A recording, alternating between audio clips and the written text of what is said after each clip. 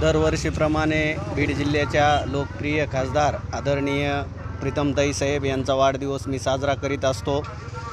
यावेळेस आमच्या खासदार महिला असल्यामुळे काहीतरी जन्मलेल्या मुलीला वाढदिवसादिवशी काहीतरी दिलं पाहिजे, जेणेकरून सर्वसामान्य माणसापर्यंत आपली मदत गेली पाहिजे। या माध्यमातून मी 21 पाळणे, एक किट आणि साडी, टोपी, गमजा आणि बदाम सोन्याचा असं एकूण या 4-5 वस्तूचं आयोजन केलं होतं सिव्हिल हॉस्पिटलमध्ये।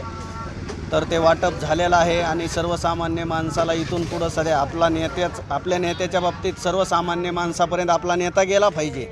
आणि महिला असल्यामुळे माझ्या मनात संकल्पना आली की आपल्या लाडक्या नेत्याचा वाढदिवस करीत असताना आपण काहीतरी सगळ्यापेक्षा वेगळं केलं पाहिजे। या माध्यमातून मी या कार्यक्रमाचं आयोजन केलं आहे।